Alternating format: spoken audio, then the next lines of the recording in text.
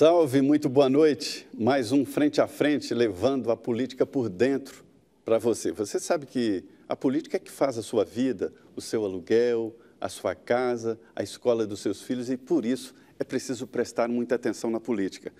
Hoje, uma surpresa, o presidente Jair Bolsonaro atravessou a Praça dos Três Poderes e fez uma visita surpresa à Câmara dos Deputados, numa homenagem justa ao humorista Carlos da Nóbrega. Os deputados até ficaram surpresos ali com essa presença do presidente Jair Bolsonaro. E isso um dia depois dele fazer política. Ele fez política quando foi ao Senado Federal, através de uma carta, defender a aprovação da medida provisória da reforma administrativa. Hoje nós vamos continuar aqui nessa conversa política com o líder do DEM na Câmara dos Deputados. É o deputado Elmar Nascimento. Deputado, muito obrigado por sua participação aqui nos estúdios da Rede Vida. Eu que agradeço a vocês a oportunidade de estar aqui. Pois é, e nessa mesa redonda, minha parceira de sempre aqui, Denise Rotenburg. Boa noite, Denise. Boa noite, Zé Maria. Boa noite, deputado. É um prazer recebê-lo aqui. O deputado Elmar Nascimento, como o Zé Maria já disse, é da Bahia, ele é de Campo Formoso, lá pertinho de Juazeiro. Ele é advogado, já está no 7º mandato eletivo. Ele começou como vereador em Campo Formoso por 2 mandatos, depois teve 3 mandatos de deputado estadual. Na Bahia, está no 2º mandato de deputado federal. Ele é um dos autores, ele é autor, na verdade, lá na Assembleia Legislativa Baiana, da Lei da Ficha Limpa para os servidores públicos, aquela que vale para os políticos, que político que foi condenado em 2ª instância não pode exercer um mandato eletivo, não pode aí ser candidato. Pode até se candidatar, mas não assume se eleito. Então, a gente tem aí esse sistema valendo também na Assembleia Baiana.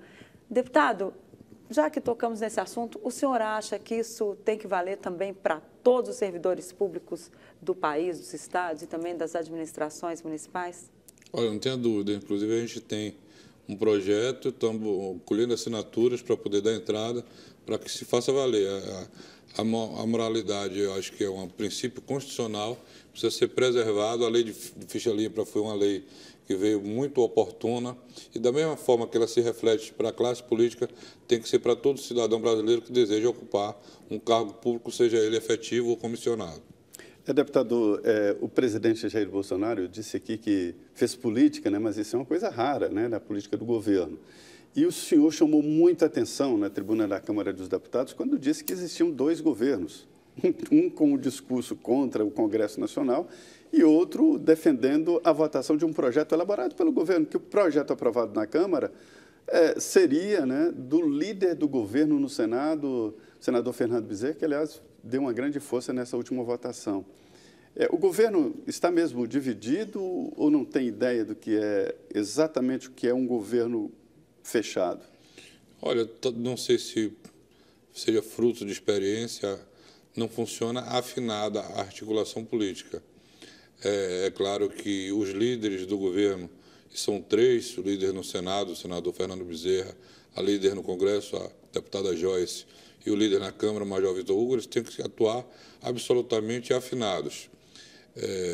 Você se refere à votação da MP 870, que era uma comissão mista, Câmara e Senado, e que o relator foi o líder do governo no Senado, o senador Fernando Bezerra. E houve um trecho que não veio inserido na MP original, que ele fez colocar referente às atribuições dos auditores fiscais. Eu fui, inclusive, chamado a atenção pela nossa assessoria, mandei preparar o destaque de votação para que a gente suprimisse esse texto, mas questionado na comissão, ele nos deu uma explicação satisfatória com a aquiescência do governo, é claro, até porque ele, enquanto líder do governo, se tivesse feito um relatório na contramão do que pensa o governo, ele teria que ser exonerado no dia seguinte, numa coisa dessa importância. Se ele vai contra o governo, um líder do governo que vai contra o governo. Exatamente. Então, e a gente reúne a bancada toda semana para discutir os pontos que vão para a pauta de votação na Câmara, ponto por ponto. Quando chegou nessa questão que não estava na medida original, eu coloquei que tinha sido um ponto inserido pelo líder do governo e que nós acompanharíamos o governo. eis que nós fomos surpreendidos durante a votação no plenário pela posição não só do partido do presidente da República, quanto do líder do governo na Câmara, de que havia um jabuti inserido no texto e que nós estávamos apoiando e tentando aprovar. Eu me senti enganado porque votei, levei a minha bancada ao engano, dizendo que era um posicionamento do governo. E espera aí, precisa parar para conversar e acertar quem fala pelo governo. Porque quando nós votamos o texto da comissão especial e estávamos encaminhando novamente no plenário da Câmara, o fizemos em função do relatório ter sido produzido pelo líder do governo no Senado. E o líder do governo na Câmara tem uma posição diferente.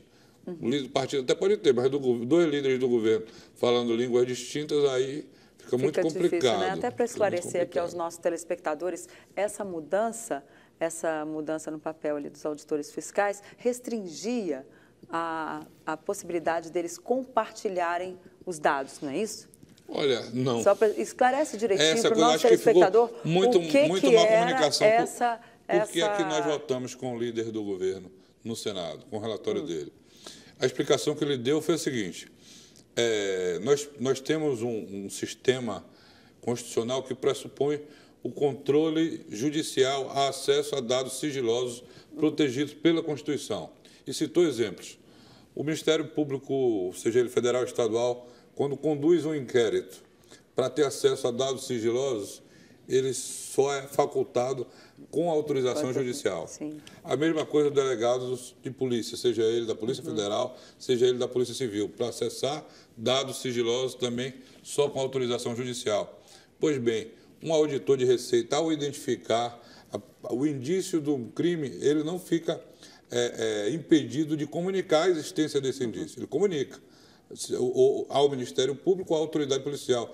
E se não o fizer, estará prevaricando. O que ele não pode é compartilhar os dados sigilosos. Isso aí teria que ter a solicitação do Ministério Público ou da Justiça. Ele comunicou, o Ministério Público ou a Justiça, ou o delegado de polícia achou que os indícios são relevantes, ele pede a autorização judicial e os dados são fornecidos e se segue o trabalho. Mas acharam que o auditor estava tendo um poder acima do Ministério Público e da Polícia Federal. Foi essa a argumentação. A força-tarefa da Lava Jato havia esse compartilhamento de informações.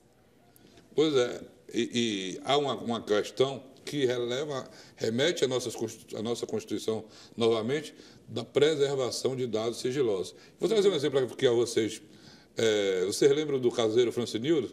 Sim, alguém quebrou o sigilo dele e lá identificaram um depósito e atribuíram que aquilo poderia ter sido compra de depoimento dele, e depois foi ver que era um recurso do pai. Uma herança, né? Uma herança do pai, mas foi quebrado efetivamente o sigilo dele. E todos foram condenados. Né? E todos foram condenados. É exatamente isso inclusive que se quer proteger. Inclusive o banco, pagaram uma indenização para ele.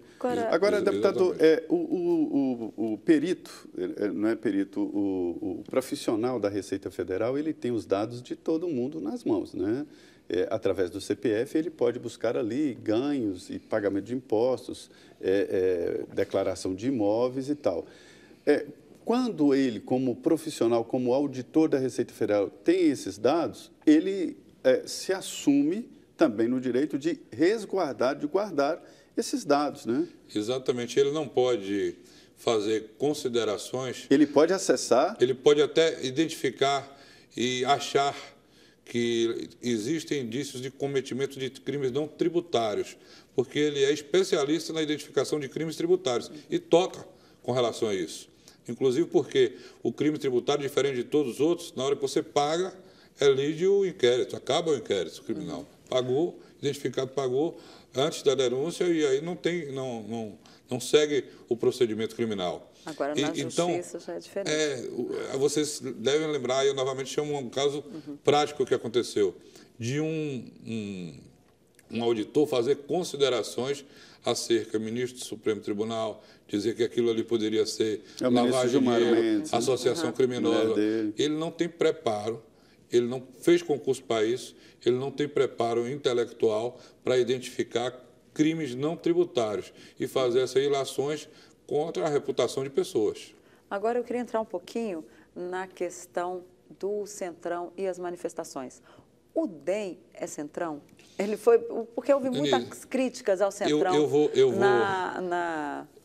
nas manifestações do último domingo. Aí eu queria que o senhor... Eu vou resgatar um pouquinho da nossa história e vou perguntar a vocês e aos telespectadores se o nosso partido pode ser atribuído esse termo e na forma pejorativa. Esse rótulo e na forma pejorativa. Bem, o PT ganha as eleições, qual partido que fica no campo das oposições, sem qualquer sombra de dúvida, ao longo de todos os mandatos do PT? Que no início era PFL, né? Aí eu vou lembrar um caso que aconteceu. Nosso partido também não foi imune ao assédio que outros foram, outros aderiram.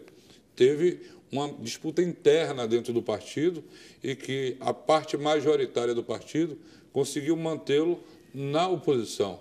E a parte derrotada migrou para fazer o PSD, que participou do governo do presidente Dilma, da presidente... Foi criado pelo Gilberto Kassab, né? Exatamente, que era do nosso partido. Então, a parte que achou que deveria aderir ao programa do PT saiu. Nós continuamos na oposição. Pois bem, vem o governo do presidente Temer, que nós fomos responsáveis pelo impeachment, corresponsáveis, junto com todos os outros partidos. Participamos do governo indicando o ministro da Educação, cujo legado nós também assumimos a responsabilidade, do ministro Mendonça. Vocês vão lembrar que o Rodrigo Maia foi convidado pelo presidente Michel Temer para ser líder do governo. Quem vetou? Eduardo Cunha, que indicou o deputado André Moura como representante, aí sim, do Centrão que ele liderava, que ele coordenava. Logo depois, uns 3 ou 4 meses depois, houve a cassação do mandato do deputado Eduardo Cunha. Rodrigo Maia disputou a presidência da Câmara e ganhou. Contra quem? Contra o deputado Jovair Arantes, representante de quê? Do Centrão. Um ano depois, novamente a eleição da Câmara. Do PSD, que era o Rogério Rosso, não, depois. O Rogério apoiou o Jovair. Aí foi uma nova eleição. Recondução, nova eleição para presidente da Câmara. O Rodrigo Maia disputou contra o Rogério Rosso, do PSD, que representava o quê? O Centrão. Nós quebramos o Centrão. O Centrão, nos moldes do que vocês estão dizendo, que era coordenado, subordinado e liderado pelo Eduardo Cunha. Aliás, o nosso partido, na Câmara dos Deputados, no Conselho de Ética, votou os 2 membros pela cassação do deputado Eduardo Cunha. Dissolveu, deixou de existir Centrão. E aí vimos para uma nova realidade eleitoral, que foi a existência de um partido que não existia a essa época, que era o PSL, com deputados jovens, com vontade de trabalhar, mas com muita inexperiência, e do outro lado a oposição formada pela esquerda, do PT, do PCdoB, do PDT, do PSB. E nós não tínhamos o apoio nem da oposição, nem o apoio do partido do presidente. Construímos uma aliança com vários partidos, sob a coordenação do Rodrigo Maia. E o que é que tem representado a presidência do Rodrigo Maia desde a eleição do Michel Temer, desde a assunção ao poder do Michel Temer e depois agora com o presidente Jair Bolsonaro? Absolutamente estabilidade para o país. Mas o Centrão... Se tem alguém que significa estabilidade, moderação e que faz com que o dólar não dispare, que a Bolsa não caia, é o posicionamento coordenado pelo Rodrigo Maia, que defende a nossa agenda. E aí eu digo, o governo veio para a nossa agenda. A manifestação de domingo era primeira coisa o quê? A favor da reforma da Previdência. Ora, se tem um partido que sempre defendeu reformas, foi o nosso. O presidente Jair Bolsonaro votava contra a Previdência. E ele percebeu que nós estávamos certos e aderiu à nossa agenda econômica. E não o contrário. Se tem um partido que tem história, porque qual foi o partido que já pegou político em desvio de conduta e expulsou? Fomos nós. Nenhum outro. Nós expulsamos o senador Demóstenes Torres, que se fazia de arauto da moralidade. Então, o Centrão, do jeito que é colocado, como uma questão pejorativa, de toma lá da cá, e aí o próprio Jair Bolsonaro reforça a nossa posição quando ele diz, coordenado pelo Rodrigo Maia, não há um único pedido. Eu desafio o presidente Mas Jair o Centrão Bolsonaro... não existe. Não, existe um grupo de partidos que foram formados sob a coordenação para a eleição do Rodrigo Maia e que conversam com o presidente da Câmara, e eu digo que ele conversa da direita, formado pelo PSL, o partido do governo, à esquerda. É a obrigação deles. Ele tem que ser o coordenador dos trabalhos da Câmara. Como presidente da Câmara, ele é o coordenador. Mas então, quer dizer que há um grupo grande chamado Partidos de Centro, né, que tem a turma ali que não tem muitos que não aceitam esse toma lá da cá, mas deve ter um centrão ali, porque para o presidente estar reclamando tanto, alguém está lá pedindo cargo. E é isso, e emenda. E às vezes é isso que nos indigna, porque é o tipo de tratamento que você não pode dizer de forma aleatória. O presidente tem que chegar, se tem alguém que exigiu alguma coisa, ele tem que dar nome aos bois, ele é obrigado a fazer isso. Ele deve dar satisfação à sociedade brasileira, até porque leva a crer as pessoas que todos estão no mesmo barco. E aí vamos se fazer justiça. Se tem uma pessoa que é patriota, que tem dado estabilidade ao nosso país, é o deputado Rodrigo Maia, com a condução que tem tido não só nesse governo, mas no governo passado, quando tinha processo de impeachment na mão, em nenhum tempo foi leviano de colocar em votação para desequilibrar as instituições no nosso país. É quem tem sido uma espécie de mediador. E veja que o ataque não se dirige só ao Congresso Nacional, se dirige ao Supremo Tribunal Federal também. Há que se criticar a legitimidade dos ministros que compõem o Supremo Tribunal Federal? É claro que não. Eu não sei, talvez a exposição na televisão os exponha a fazer o que muitas das vezes é a obrigação de um tribunal com as características do Supremo Tribunal Federal, que é ser contra-majoritário. O tribunal não pode estar afeto à opinião pública, jogar para a plateia. Ele precisa estar ali precisamente seguindo as linhas da Constituição. E quando se vem de forma contra o Congresso Nacional, contra o Supremo Tribunal Federal, não é uma coisa boa para o país. É isso, nós vamos para o nosso primeiro intervalo. Convidamos você a continuar aqui na Rede Vida assistindo essa entrevista com o líder do Democratas, Elmar Nascimento. Nós voltamos em 2 minutos. Não saia daí.